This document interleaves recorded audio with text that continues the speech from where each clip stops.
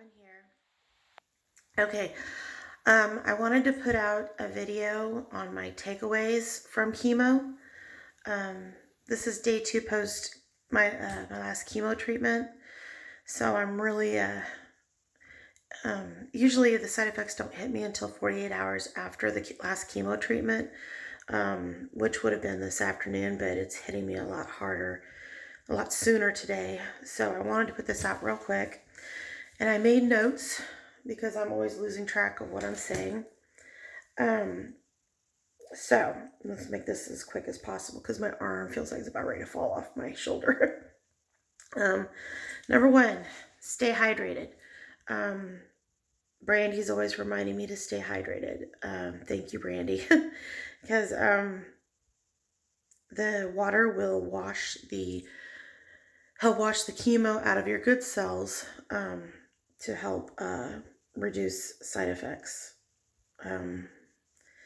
Number 2, bottled water seems to help with me. For me, gosh, this hurts so bad. Let me do this. Okay, all right. It's not good angle, but I don't care. All right, bottled water seems to help better than tap water. It seems like I don't know if I'm picking up the chemicals in the tap water or what, but Life water is really good, and Fuji water. I really like Fuji water, but it's pretty pricey, but it's the best one I've found with the least amount of aftertaste. Steroids. One of the nurses, I thought it was the chemo that was giving me the bad taste in my mouth, and maybe that was part of it, but she said more than likely it's the steroids that I have to take the day before, the day of, and the day after chemo. So just be prepared for that. Things aren't going to taste real good, and like I said about the bottled water, it helps. What else? Nail changes. I don't know if you guys can see, but when I was first having problems with the neuropathy, it was in these 3 fingers, my thumb, pointer finger, and my middle finger. And I noticed that the 3 fingers on my hand where I'm having like marks, there's like dark lines underneath them. And even this nail, I don't know if you can see that, has become thick, has been on those 3 fingers. Coincidental, I guess, but you know, that's the fingers that I seem to have the issue with. Hair loss, usually, for me, it was after the second treatment.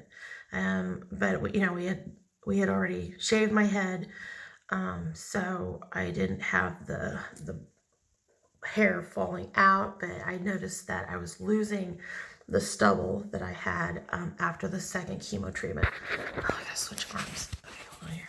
I'm just so tired. First week is the worst. Like what I'm going through right now. Day 2, usually it's 48 hours after the last chemo treatment. And then day 3. Day 3 is the all day, I can't get out of bed. Well, I can maybe make it to the couch and sit and have a meal with my husband. But it's going to hit me pretty hard tomorrow, so I'm prepared for that. Chemo seems to compound. It seems like the first week's the worst, then the second and third week, you start to get better. Your taste buds seem to be doing a little bit better, and then you have another treatment, and then you have to go through it again. But it does seem to compound, with each subsequent chemo treatment, it seems to the symptoms, side effects seem to get worse. Wow. Oh, and then that brings me to number 8, cognitive function. I know some people think that it's something that it's not real. It's real. And some people say it's just the fatigue. They're just not thinking clearly because of the fatigue, but the cognitive function has been affected for me. I can vouch for that. Number 9, steroids. The steroids I have to take around the time of my chemo treatments. They make your heart race. I'll try to stand up. They make you flush, and make you really hungry, which really sucks because your taste buds are doing stupid things and nothing's tasting right, but you're super hungry. So, yeah. The chemo room, they always keep that really warm. I've mentioned that a couple times. If you run warm like me, layer, because you're going to want to take layers off because it's going to be so warm in there. And when you go into chemo, before they start plugging you up, go to the bathroom because you're going to be in that seat for like 3, sometimes 4 hours. It depends on whether they have their act together that day or not. Nothing against Green Hills. They're amazing. This last treatment took a little bit longer because the pharmacist wasn't, their normal pharmacist wasn't there. And it was taking that person a little bit longer to mix the chemicals and stuff. I mean, it's a big room. It's got a lot of chairs and stuff in it. And then you've got, like, the nurses have this walk-up window. It's like a pharmacy where they get your chemo and they bring it out and they hook you up. What else? Oh, number 12, get rest. But you have to balance it because you have to also get exercise, walk.